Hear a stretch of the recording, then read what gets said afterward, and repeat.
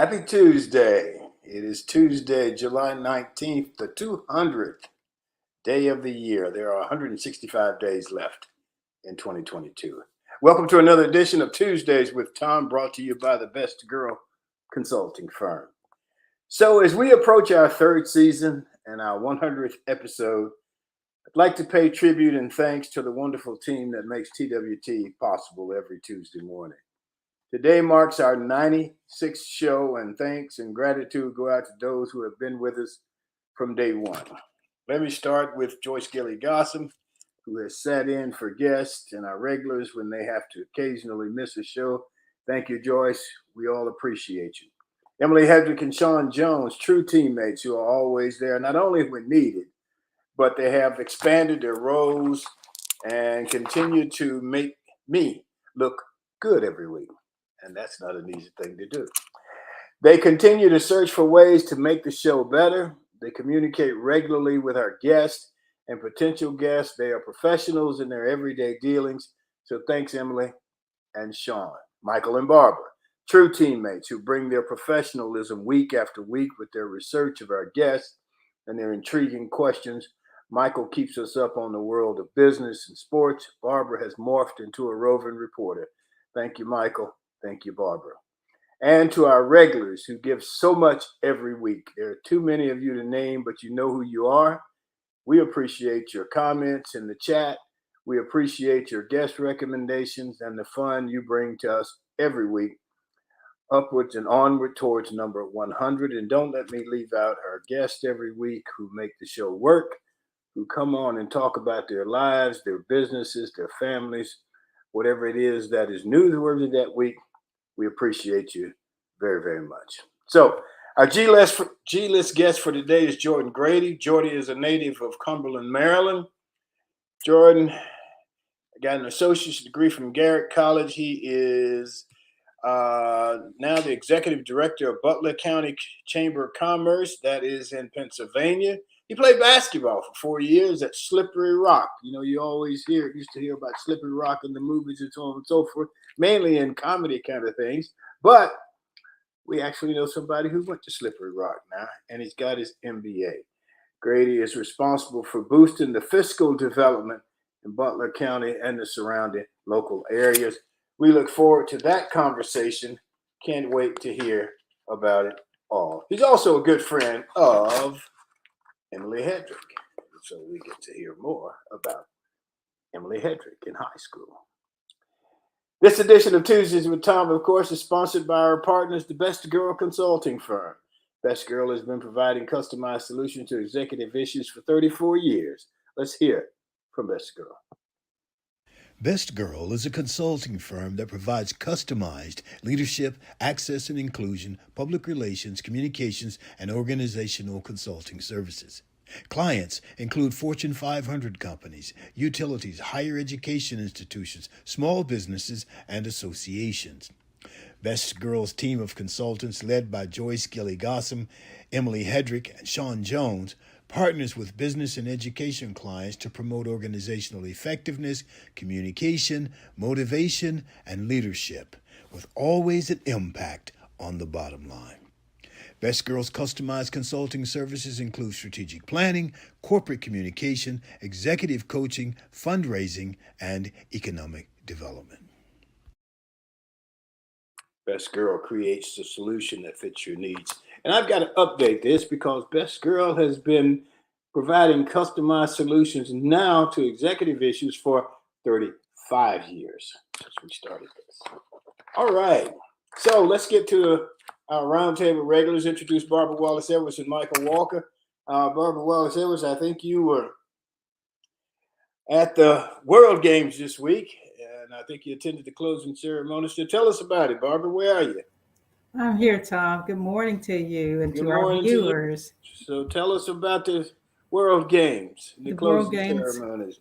The closing ceremonies were phenomenal, Thom. I can't say enough wonderful things about them. The lineup was unbelievable. We had Lionel Richie, Ruben Studdard, Bo Bice, Taylor Hicks, Randy Owens of Alabama, the Five Blind Boys of Alabama, Pastor Mike Jr., who won 4 Stellar Awards on Saturday nights at the Stellar Awards. And the World Games Choir, under the leadership of Dr. Henry Pena, were just among few of the many celebrities and performers that we had there. It was the crowd was great, the weather was great, the show was wonderful. I mean, I can't say enough wonderful things about it. We had a great time. Mayor Woodfin passed the torch to China. The next World Games will be hosted by China in China. So we just, like I said, I say enough wonderful things about it. Wasn't sure I was going to make it back in time. We actually got a chance to sit down on the field. My niece and I were among the volunteers who got a chance to sit on the field with the athletes. So got some real close firsthand, up close experience there, and got a chance to talk to a lot of the athletes who competed in the World Games. So it was wonderful. We had gone to Mobile for a funeral. We had a family member that passed away, and so got back by the skin of our teeth about 45 minutes before it was time for us to get downtown. So, but it was a great event. Well, I'll just cue you in on one thing. You said Lionel Richie was at the he was at the closing He did. He ceremony. performed. Yeah, he was the last performer of the night at the closing ceremony. Well, I am in Auburn today and at the Auburn Conference Center, and he's also in the hotel here this morning. Oh, so, wonderful. Yeah. We used to go see the Commodores for a quarter back when I was in college. And most of us didn't have the quarter, so we got caught one time sneaking in the window down at Logan Hall in Tuskegee. I actually worked at Kmart while I was in college, Tom, and they used to come through Kmart all the time. So, you know, I told them I knew them before they became big time stars. Well, I'm everything seems to have worked out well for him, and certainly proud of him. And he's done a wonderful job. So let me ask you this. Now, your volunteer job was driving around celebrities or big shots or what have you. So tell us who you had in your car. I can't pronounce most of their names, Tom, because they were all from other countries. But I rode around the delegation from France, some of the team players, the competitors and the coaches from Germany, some of the delegation from Italy, Belgium. I got a chance to meet all kinds of people, but again, I can't pronounce half of their names, so I'm not going to even try because I would butcher their names. But yeah, it was great. So you're not going to visit any of them, huh? I don't have any plans as of yet, but I collected a couple of cards, so you never know. But I end up having to cut my volunteer duties short because we actually had 2 deaths in our family, so I attended 2 funerals on last week, one on Thursday and one on Saturday. So I didn't get a chance to volunteer all of the hours I had planned to, but all in all, it was still a great opportunity for me to get involved and show off our city. And everyone that I encountered had nothing but complimentary things to say about the city of Birmingham and all of the people they come in contact with here. So I think they all enjoyed themselves while they were during their visit here to Birmingham. Oh, very good, very good. I'm glad. I know that they've been advertising it for a couple of years. Yes.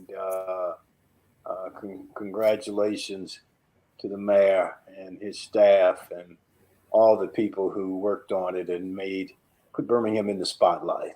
Absolutely. In a positive spotlight. Yes. So it's wonderful. Good deal. So let's get Michael on here and see what he's got going this morning. Michael Walker, where are you, buddy? Well, I'm in Atlanta, Georgia this morning. All right. Good deal. Good to see you down on the loveliest village in the plains, and our roving reporter, Barbara Wallace. Barbara, I didn't know you were bilingual. You were hosting people from all different countries. Were you talking to them in their native language? They all spoke broken English, so luckily I didn't have to speak their language, and I kept Google Translate on my phone just in case I needed to interpret anything. But I just needed to get them from one venue to another. So as long as they could tell me where they needed to go, and most times I had that information in advance then, but we just chit-chatted about the city and how they were enjoying the city just a little bit. So I didn't have to worry about speaking their languages, thank God. Well, I was going to ask you if you had one of those phones where you speak English into it and it repeats back that the language that the person you're talking to Any speaks. phone can do that. All you have to do is download the Google Translate app, and it will Oh, translate okay. any language for you. So yeah, that Okay. was blessed to have that. Even Southern, huh? Even Southern, Southern slang. Well, what about broken English? You say they were speaking broken English. Sometimes that's hard to decipher. You better believe it was. Depends But on who's speaking it, right? I had to, exactly. I had to ask a couple of times. Now, repeat that again. What did you say? So it was hard sometimes. Well, I have to do that with local people. I was going to say it's no different than speaking to some of the people we encounter here in town. So, Michael, I understand that you have received a recent honor from the governor of Georgia. You want to tell us about it? Well, yes, Tom, that is correct. I most recently was appointed to be a member of the Board of Public Health for the state of Georgia, serving at the pleasure of the governor of Georgia. The Public Health Board is the board that deals with public health crises. So especially when COVID was in its heyday and it looked like it's coming back, but when the governor held daily press conferences about COVID in Georgia, he was getting advice from a person named Dr. Kathleen Toomey, who would basically be the person that was running our health program and how we responded to COVID. Well, the board of directors is the group that she reports to. So I'll find out a lot more about that, but I received that through an email on Friday. So Congratulations, Michael. Now, this is about the 4th or 5th honor you've had here in the last week and a half or so, I think. They keep calling up, Tom. He's gonna need another award wall. Yeah, no, congratulations, man. That's Definitely wonderful. We're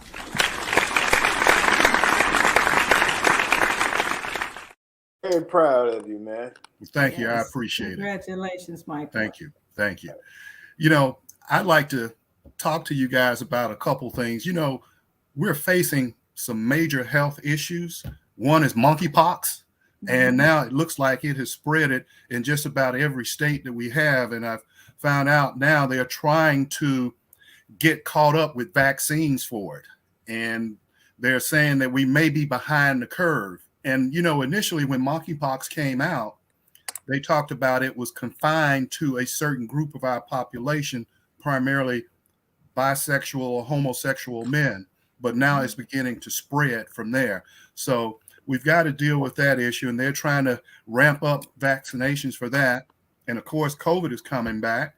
But I think we have another health issue on our hand that we're going to have to deal with, and that is gun violence. As you guys probably heard over the weekend, Sunday night to be exact, there was a shooting at a mall in Indiana an hour before closing. A young 20-year-old man had an assault weapon with 100 rounds of ammunition. And he went into the restroom and spent an hour in the restroom and then came out shooting at the food court. He was able to kill 3 people, injure 2 others. But what's different about this one is that he was shot and eliminated. As the police always say, you eliminate the threat. He was eliminated by a civilian carrying a handgun who happened to be 22 years old. And the gunman was 20 years old.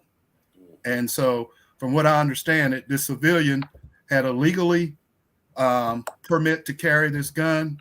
And when this active shooter began, he got people to get behind him and he emptied his clip, which had 10 rounds in it, into the perpetrator.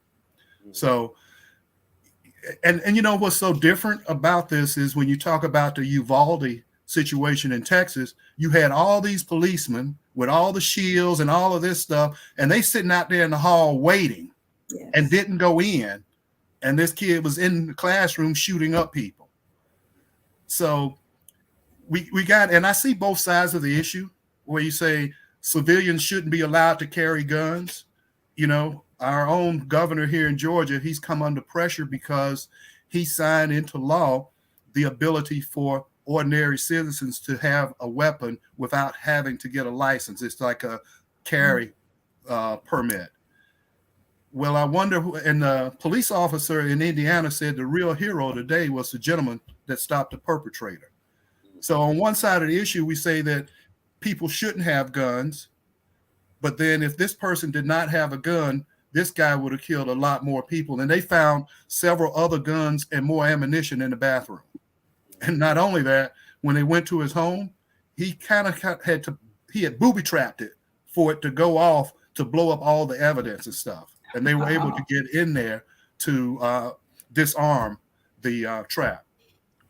I just don't see my opinion. The purpose of, I don't see the good in an assault weapon. Right. You don't hunt with it. Right. You know, you don't shoot cans with it. I mean, so why? Especially to somebody that young. Right. You know, if you got to have a permit, and I've had a permit for a pistol that I carried at the time. But why I would need something that shoots 100 rounds in X number of minutes or whatever, I don't get that. Yeah, and Michael, you're talking about, to me, that doesn't have anything to do with the Second Amendment. Matter of fact, agree. Second Amendment has been totally misinterpreted.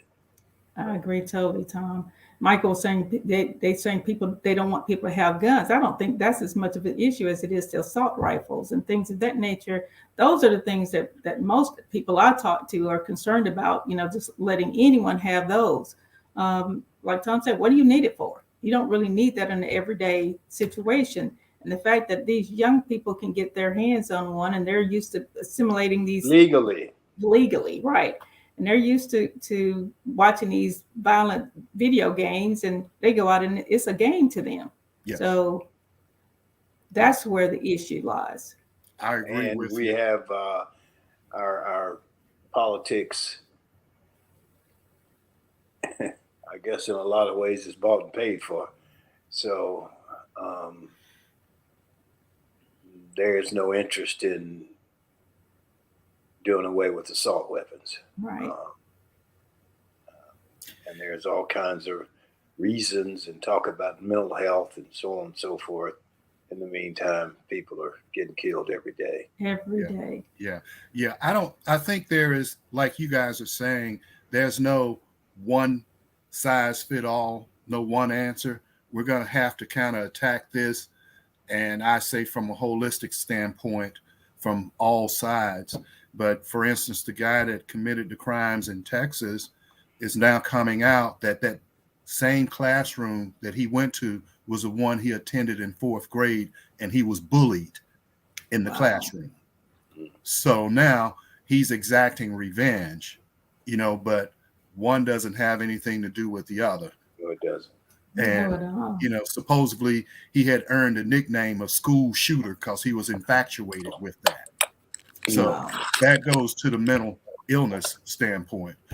This guy up in Indiana, we have no idea yet what his issue was, but I'm sure that people were happy that this 22-year-old had a gun with him in the mall, you know, just for protection. And I'm sure that when he went, he had no idea he was going to have to use it that day.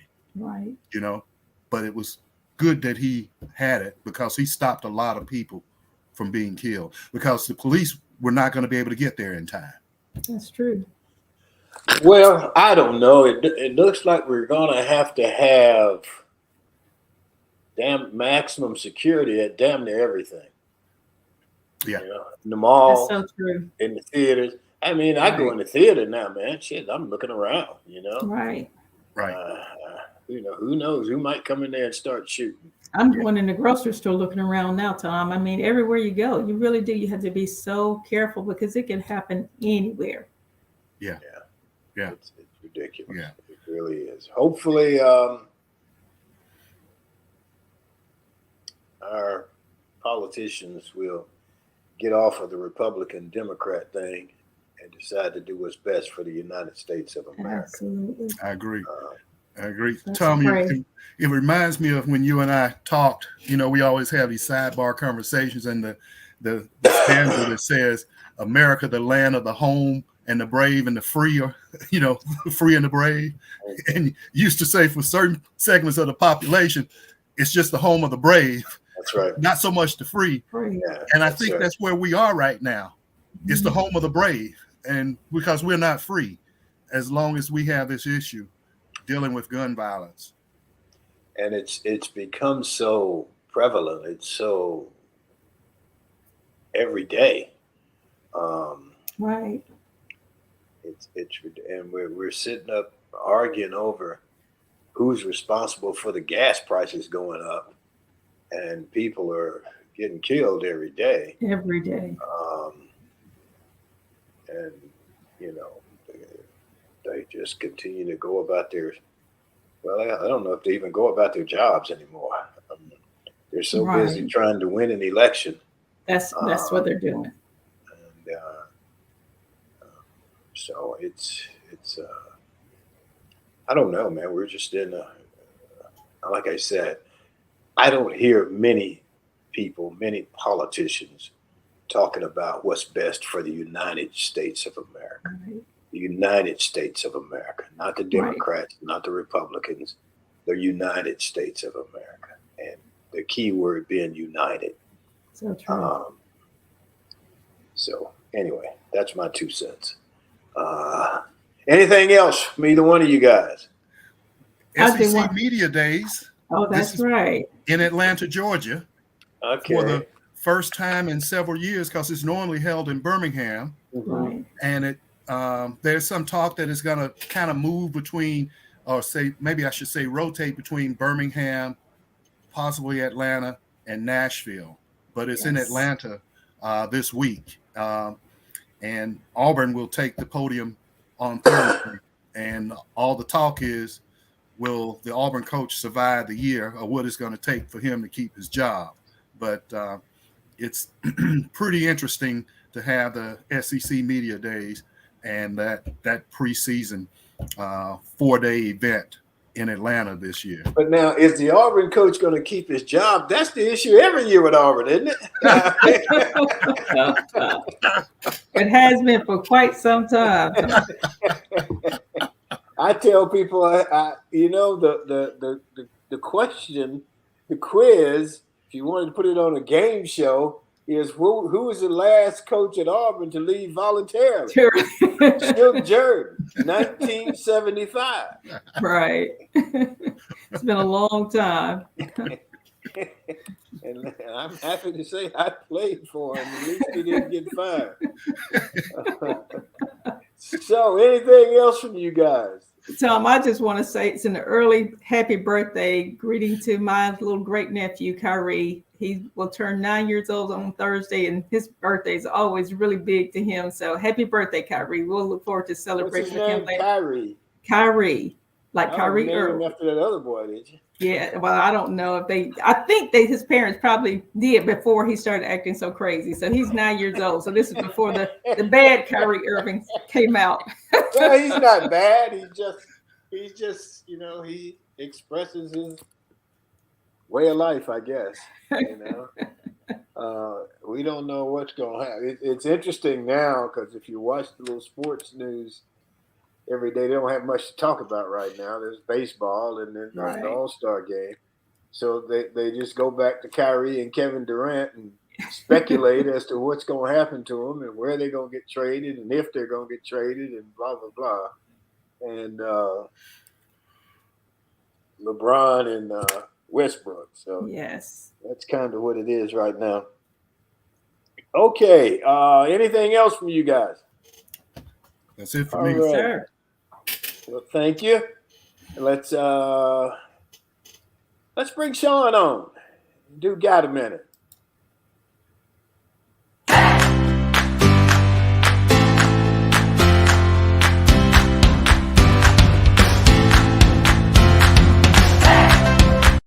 Good morning.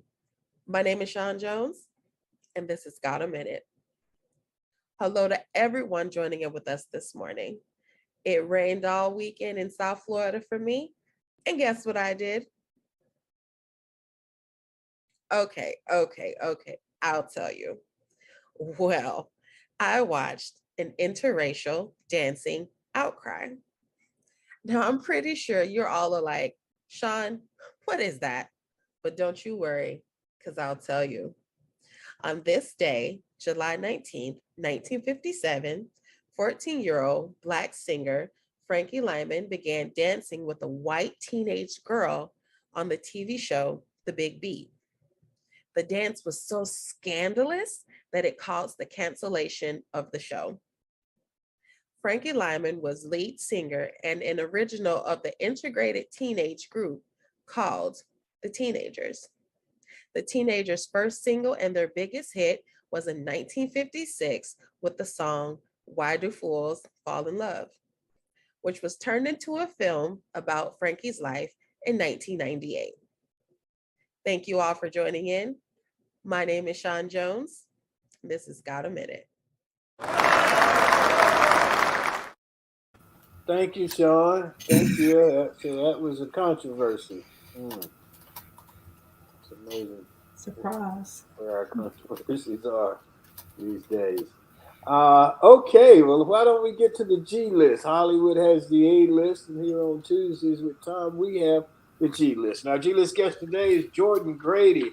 Jordan is with he's executive director of the Butler County Chamber of Commerce. He was recently named to the Pittsburgh Business Times 30 under 30 list.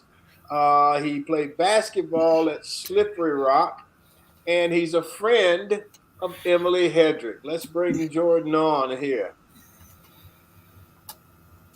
Good morning. Good morning. Thanks for having me today. Oh, we're glad to have you. You're looking good, man. You got know. you got your bow tie on. You ready, huh? You know it. I had a Rotary meeting this morning, so I'm in the full suit, and I don't know if you guys can see it, but there's actually flamingos on this bow tie too. So I'm trying to. Okay. Good for you.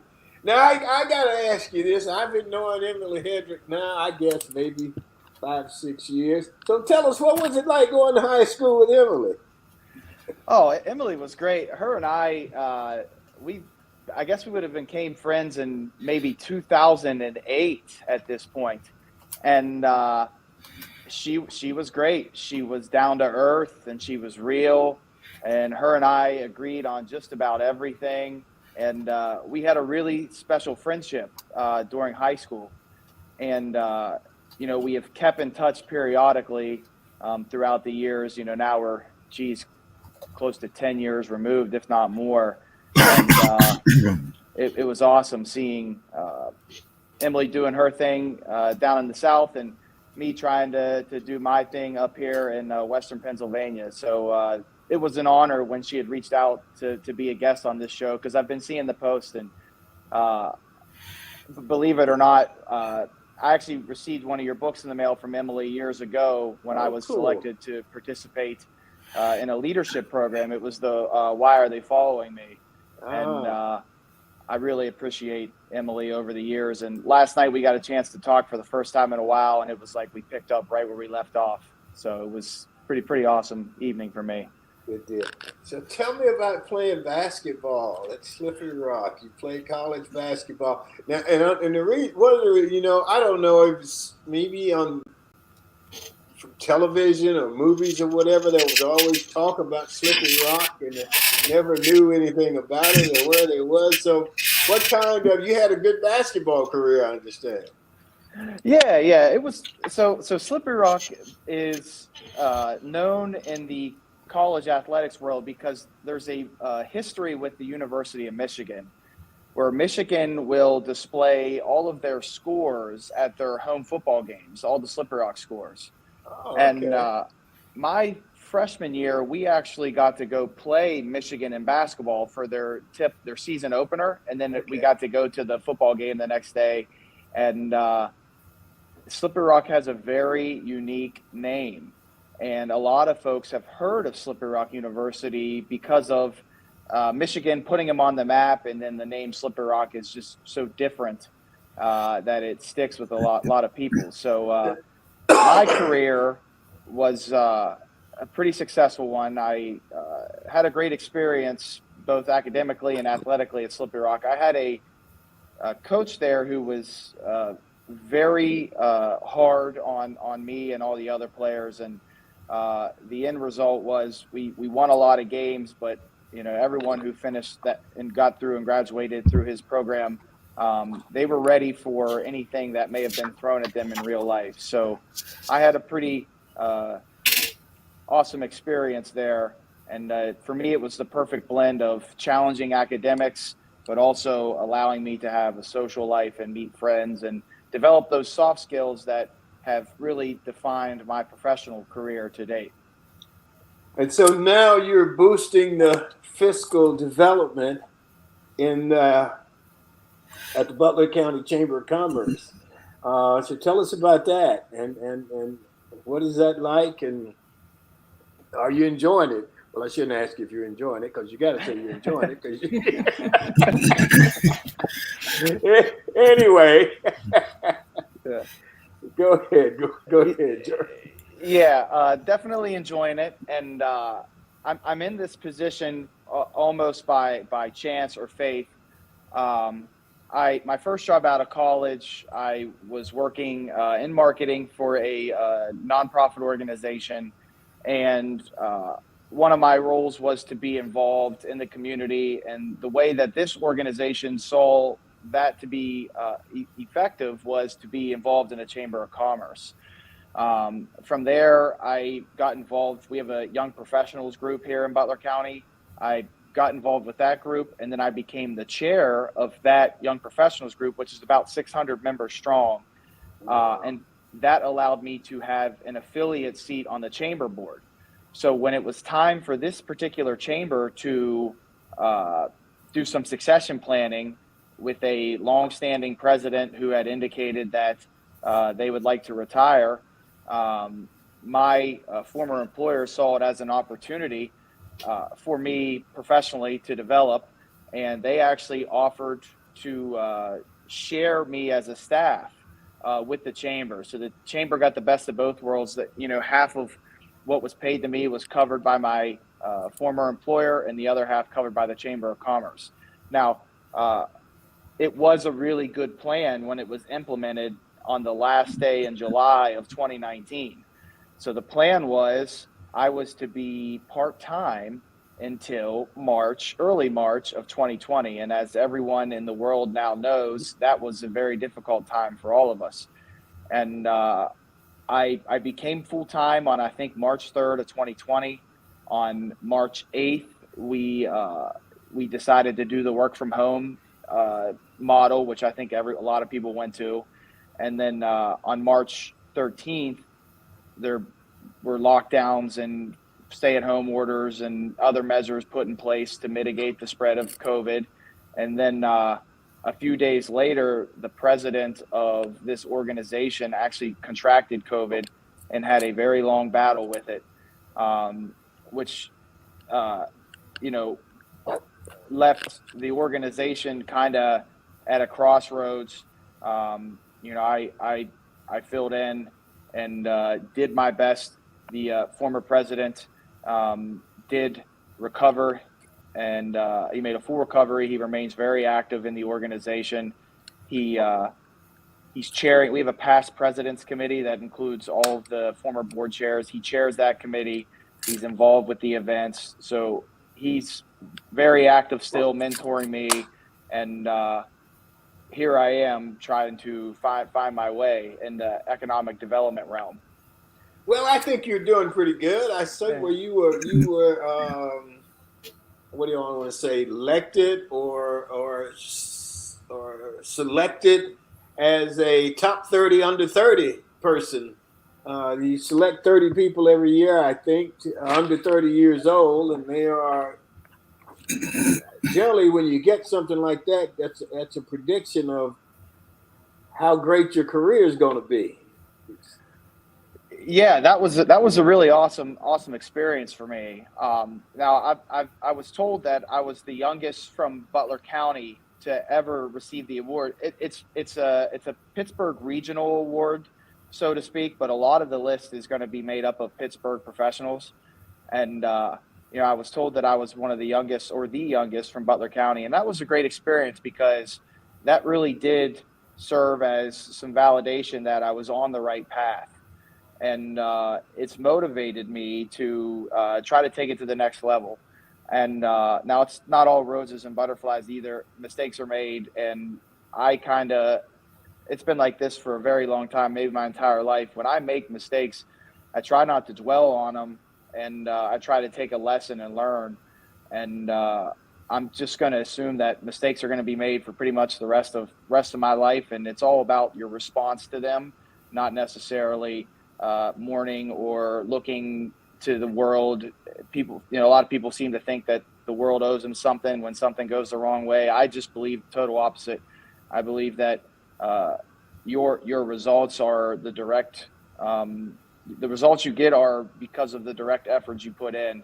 And I try not to dwell. I try to learn lessons and use that to move forward. Sounds good. Let me get, we got Barbara Wallace Edwards and Michael Walker here. So Barbara's got a question for you. Hi, too. Good morning, Jordan. How are you today? Good morning, Barbara. I'm great. How are you? I'm doing well, thank you. I know you're a native of Cumberland, Maryland, and you received your associate degree from Garrett College. But how did you choose Slippery Rock University for your undergrad and your MBA, and then decide to stay in that area? What about that area drew you to Slippery Rock, and then deciding to stay in that particular area? Awesome question. And firstly, I want to also wish Kyrie a happy birthday. I was listening Thank in, you. so I love that. I love that name. I'm a Duke fan, so I like Kyrie Irving. For the 1 year he was able to be at Duke. He was injured for his year at Duke for the large part of the season, but so happy birthday to Kyrie. And so I chose Slippery Rocks. It's funny. I was at Garrett Community College, and I had eligibility I could have used there, but I had a brother who was at the time the graduate assistant at Slippery Rock University for the men's basketball program. He has since became the head coach over the last 12 years. But my decision was predicated on the team during that year had a All-American four-man, which was my position, power forward.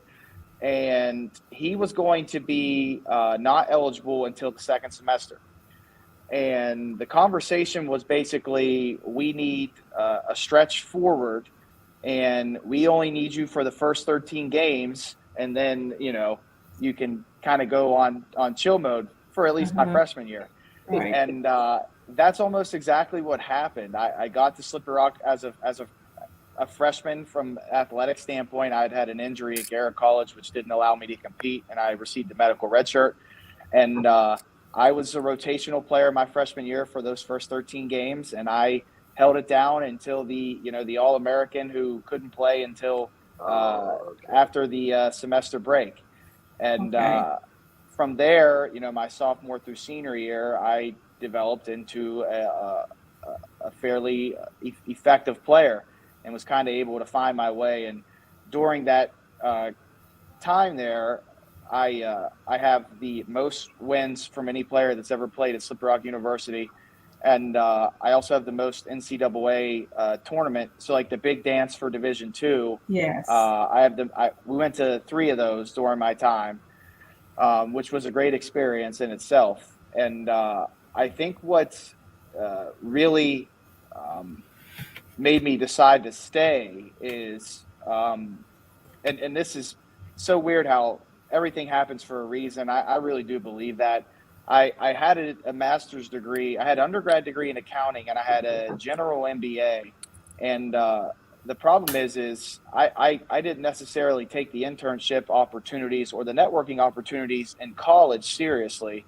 So I was coming out of school with an MBA, which is, an advanced business degree, but I didn't have any job experience, and I wasn't necessarily overly attractive to employers. So I went back to the apartment complex where I stayed at in college and said, hey, can I have my summer maintenance job back as like a bridge to, until I could find employment. And I was not having very good success. But then I got a call one night late from my college roommate. And it was like 10 o'clock late. And he was like, can you get to Lake Arthur, which is a golf course up here, tomorrow at 7 a.m. for a golf outing? And I was like, well, absolutely. But, I'm pretty terrible at golf. And thank God I showed up to that, because who I was paired with ended up being the first two gentlemen who became my employer. And then from there, I was able to make the step to the chamber. So I really do believe, and actually that was a very awesome call I was able to have to my dad, because for years growing up, he, wanted me to golf, not to be a professional ever, but just because it was a place that was considered conducive for business. Yes. And so that was a really awesome call when I was able to call my dad and say, hey, I met my now employer at a golf outing. And that was one of the coolest conversations that I'll never forget with my father. And from there, I went to Slippery Rock as a boy, and I graduated as a man, and I kind of found my way while at Slippery Rock. And then, of course, leading from a roommate I met at the school to lead to my first employment. And it wasn't until I got the first job that I really started to see that I really liked the area. We have a couple state parks. We have great golf courses. Again, still not very good. Don't think I'll ever be good at this point. I'm a foodie, so I like to experience a lot of different foods, and they had that here. And it was very close to Pittsburgh, and I also could get to an airport if I needed to take trips and stuff. So I just found my way here, and it just felt right. And for the longest time, I was at Slippery Rock as a student. I'd say for the first maybe 2 years, I was going home whenever I could. And for the longest time, I thought, well, I'll just get my degree, come back, live in my parents' basement until they kick me out, and things will be great. And it's so weird how the things you encounter in your environment kind of shape your future. And that's kind of how it happened for me. And, it worked out, and I've grown to absolutely love the area. And every part of the county I love. And I'm very fortunate that I have a job that allows me to promote and volunteer and get involved in this community and do my best to truly make a difference. Wow, that's great, Jordan. Thank you. We'll get Michael Walker. Michael is in Atlanta, Georgia. And he's frozen. He's frozen. I'm back. Were you talking to me? Yeah. Yeah, we have some thunderstorms going on here in Atlanta. Weather's moving through here. It started really early this morning, so I apologize for that. Hang in there. You Jordan, got questions for Jordan? Sure. Jordan, welcome, and thank you for joining us, and congratulations on all of your accomplishments so far, especially at such a young age. My first question is, how well do you know Emily? And the reason why I asked that question is, did you know she used to play football? Oh yeah, absolutely. Yeah. So now I don't know. Maybe Emily doesn't want me to say this, but do you remember the song, the John Wall dance that was probably like 10 years old at this point? There was a song that accompanied it. You guys remember that? Well, yeah. we had something that was very similar, but instead of John Wall, we would say M Head. She had a whole dance to it, and sorry if I embarrassed you there a little bit, Emily, but I do know her very well, and it's pretty cool. And her and I, like I said, we got a chance to connect a little bit last night for the first time in a while. We were talking about how leaving our home, nothing wrong with our hometown, but leaving our hometown and getting another perspective really, really shaped our past for the future. And I love Emily to death, and I'm definitely glad that she reached out, and I feel like this was a good opportunity. And I've seen some of your shows, and I did know she played football. Yes.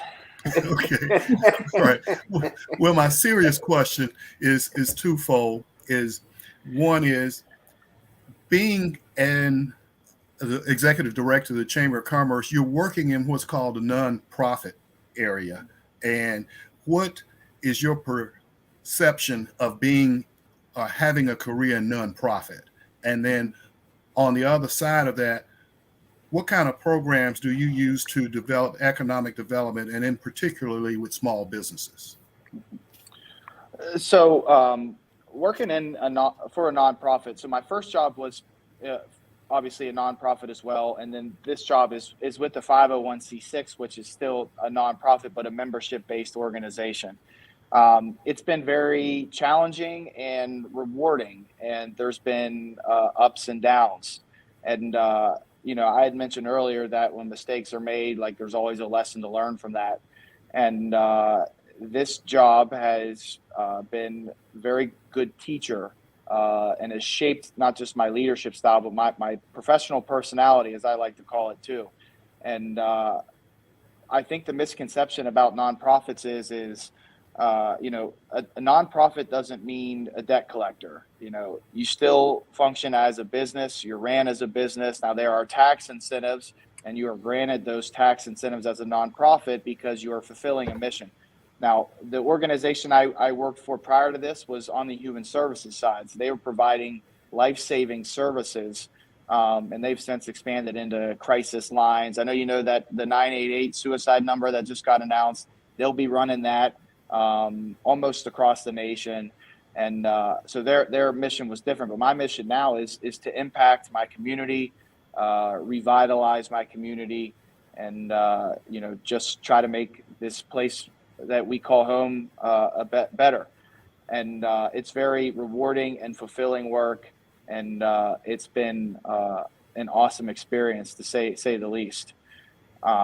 Now, from a economic development standpoint, if we would have had this interview in 2019 prior to COVID and prior to all these programs that became available through federal funding, it probably would have been a different answer for me.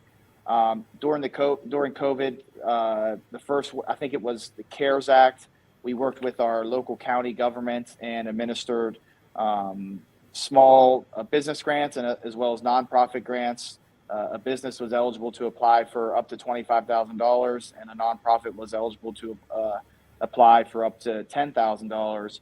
And we helped administer millions of dollars worth of business and nonprofit organizations saving grants, and that was an eye-opening experience to me, because once they were administered, I went around and hand delivered instead of putting in U.S. mail, and I was able to meet and learn so much about so many people. But in terms of everyday operations, we host and provide platforms like any other chamber of commerce would.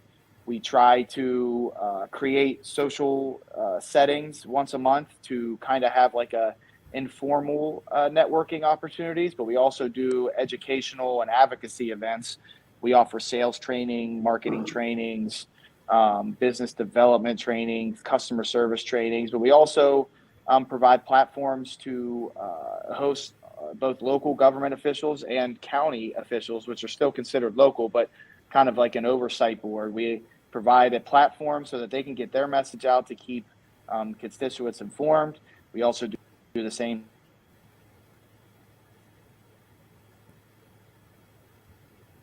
There? Yeah, we're here. Yeah. Sorry. Can you hear me? Yes. We hear you. Yes. Okay. Yeah. So we also do the same thing for state government officials, hosting a platform so that the community can know what specific legislation they might be working on that is going to make our community better. And I always say that it's a bunch of puzzle pieces, right? And when you have this puzzle in front of you and you have a goal of getting it done, and when you finally get it done and you take a few steps back and you look at the picture, you realize just how beautiful that puzzle is when all the pieces are fitting together. So that's kind of what I see my job, my role for this organization is. And I'm fortunate to have a great board of directors, a very strong membership, and a great cast of a great support cast in the community. And like I said earlier, I feel like I've just kind of found my place here. You get this job, and then the COVID breaks out. So what's it been like for you to work virtually? Well, it's been challenging, and still doing it here and there. You know, kind of move back into the in-person setting, but the truth is the virtual option creates a lot of flexibility. And what's one of the funniest like stories I have from the whole virtual experience is one of my things prior to COVID is I always wish that I could be multiple places at once when either community functions or something overlapped. Well, at one point during this pandemic, I had my desktop on a Zoom, I had my phone on a Zoom, and I had my laptop on a Zoom. And I was like, I finally met my goal of, being three places at once. Now, what I also found is I wasn't very effective on any of the three meetings. But it, the virtual options, they have allowed me to accomplish a lot more on the schedule. When you cut down commute times and things like that, it has allowed me to maximize my time and effort, which has given me more time to either develop new programs or also I'm into personal development. And I do believe that finding hobbies that are conducive to your goals, both personal and professionally, and by having the Zoom option, it has created more time for those things. And it's funny because like I've heard of StreamYard, but I never heard of StreamYard prior to COVID. Actually, I remember like when we were in college, and I think Emily may have been the one that introduced me to I think it was called like OVO. It was like OVOO. It was like Zoom before Zoom. Like that's how we like FaceTime prior to having iPhones and stuff. And there was another one too, maybe Skype. And now there's hundreds of these platforms that these entrepreneurs ran to the market to try to get out. And I mean, really, it's like I'm in Northwest Pennsylvania and Michael's in Georgia. Like we're all in different geographical areas right now, but it's like we're in the same room. So there is some opportunity there, and it's been a powerful addition to kind of like my professional toolbox. Yeah, I've been Zooming with this guy. We've been working on a project for a couple of years, and we met this week for the first, and he said, I hadn't seen you in about 3-4 years. And that just struck me as funny because I've been seeing him so much. I've been talking to him so much. It's like I had seen him, but I hadn't, and I think we've just got used to the whole Zoom world where that's how you communicate with people and see people. It's interesting. Yeah. Anybody got any other questions for Jordan? I just have one quick question for Jordan. During your successful college career, Jordan, what was your most memorable game? I'm sure there's probably more than one, but which one stands out the most to you and meant the most to you? So I think the most memorable game is my freshman year. We made the national tournament. So the Division II, they separated by regions, and then you're ranked 1 through 8 in your region. So there's still 64 teams, but instead of going 1 through 16 like the big dance, we're 1 through 8. So we were the 7 seed, and we were playing the number 2 seed, which was Winston-Salem, which I believe they're in North Carolina. Yes. And it just happened to be that Stephen A. Smith was an alum. Mm-hmm. So, throughout the week, we're trying to get his attention. We're all tweeting at him like, we're gonna beat your, your alumni. And like, they were favored. We were the 7 seed, they were the 2 seed. Well, we ended up beating them, and then our athletic page that was ran by the university had put out a message and tagged him in it, and he actually retweeted it and said, congratulations to the Rock, and that was cool. Cool. That was a very memorable experience. And then my junior year in the NCAA tournament, we had played Gannon University, which is in Erie, Pennsylvania, 3 times during that season. They beat us pretty bad, both at home. It was closer up at their place in the regular season, but then they had beat us by about 20 in the conference quarterfinals. Well, we all were packing. We were actually packing up for spring break because we had lost that quarterfinal game, and Intel was kind of telling us that if we didn't beat Gannon, we weren't going to make the NCAA tournament that year. So we all had our cars packed and everything. We were going to go to Panama. So our coach says, well, let's just watch the selection show. Please stick around. Don't leave yet. Well, we go watch the selection Sunday show. We get in as the 7th seed. So, and we drew Gannon. And, that they always say that it's hard to beat a team 3 times in a season. Well, it's next to impossible to beat a team 4 times in a season. So we avenged 3 double-digit losses during the year, and we ended up beating them in the first round of the NCAA tournament, which was very memorable. And there are so many others games that were just came down to the wire, and we came out victorious one way or another. But there's also a handful of heartbreaks in there where 1 or 2 things would have went in our favor as opposed to the other team's favor. And it's just, when you look back at the experience as a whole, I met a lot of great guys. One of my teammates, he lives in Alexandria, Virginia. He has 2 sons. I'm the godfather of both sons. And your teammates, you have such a bond with.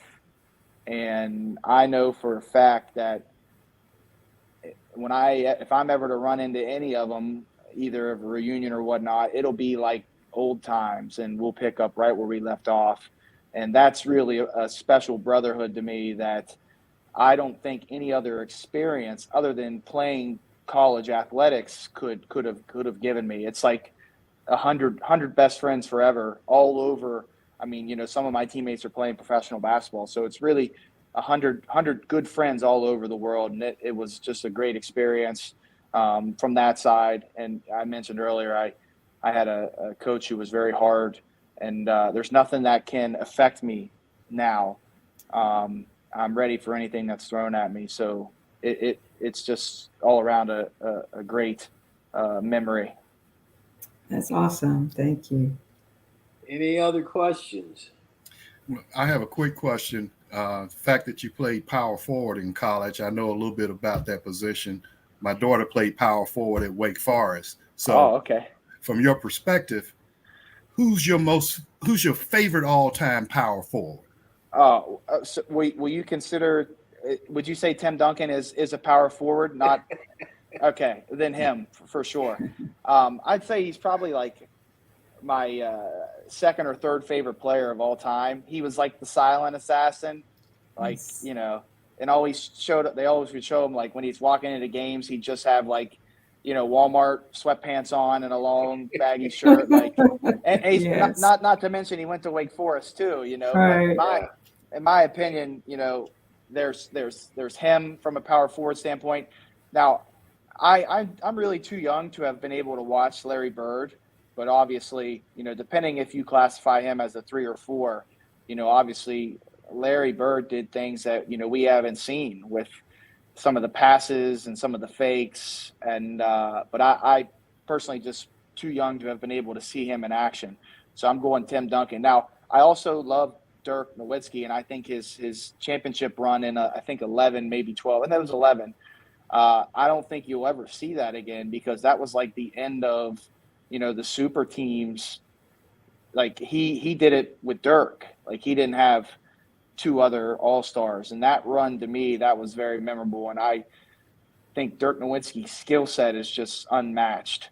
But Tim Duncan, that's my guy. Yeah. Well, they call Tim Duncan the big fundamental. And I say if Tim Duncan is the big fundamental, then Dwight Howard must be the big disappointment. So.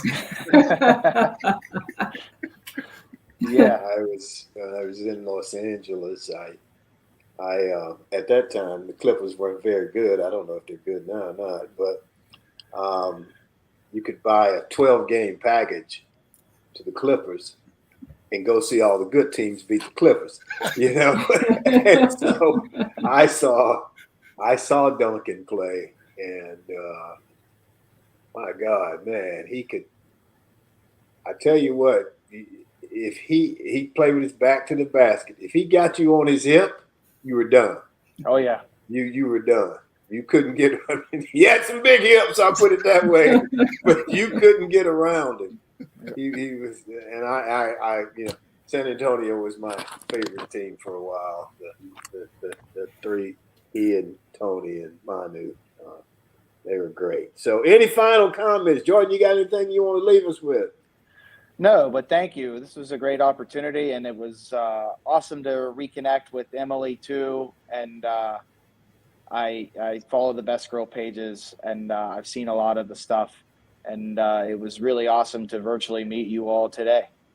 Well, we will be following your career as you progress and do all the wonderful things you're going to do, and we'll probably visit with you again sometime.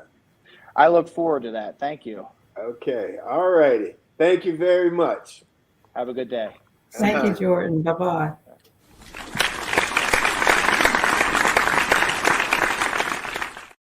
Okay, very nice. My closing commentary for today, or as I see it, at the top of the show, I mentioned those who support us in the chat with their comments. It is also rewarding to hear from those of you who join us weekly, but don't necessarily put it in the chat.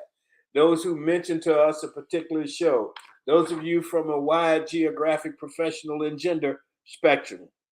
We know you, we love you, and are appreciative of you and your support of TWT. And that is how I see it on this July 19th in the year 2022. And that's our show for today. We want to thank the audience. We appreciate you. We want to thank Michael, Barbara, thank our G-list guest, Jordan Grady. Thank our sponsor, Best Girl Inc. Thank Emily Hedrick, the communicator, Sean Jones, the organizer and producer of Got a Minute. Remember to enjoy yourself. Make every day count. Stay safe. Peace.